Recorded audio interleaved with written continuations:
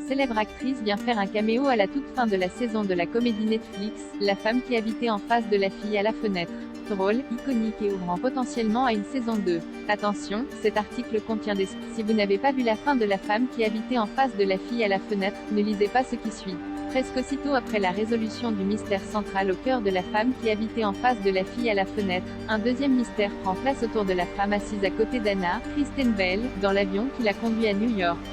Le dernier épisode de la série braque les projecteurs sur Yul, Cameron Britton, parfait candidat pour être le tueur. Mais en entrant dans la maison de Neil, Anna trouve l'homme à tout faire étendu sur le sol et gisant dans son sang. Quant à Neil, on le retrouve sur son canapé avec la gorge tranchée.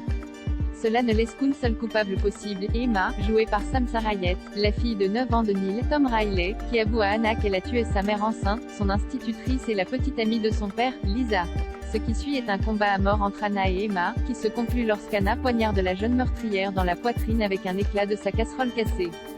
C'est assez sinistre sur le papier, mais Dr. O accent circonflexe lissime à l'écran.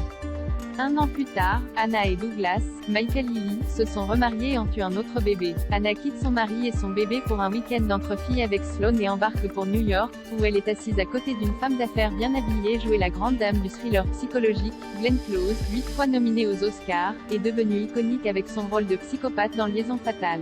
Rachel Ramra, co-créatrice de la série, n'en revient toujours pas. Dans un entretien à TV Line, elle raconte comment ça s'est fait. C'était un pitch d'ascenseur. En gros, j'étais avec elle et son manager, et elle a écouté et a dit « Je veux le faire ».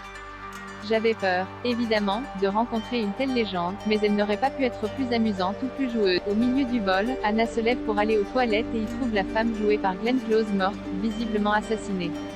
Anna se précipite pour informer le steward, mais quand il va vérifier par lui-même, il trouve des toilettes vides. Et parce qu'une twist ne suffit pas, le steward déclare à Anna que personne n'a jamais été assis à côté d'elle. Anna retourne s'asseoir et tente de se calmer.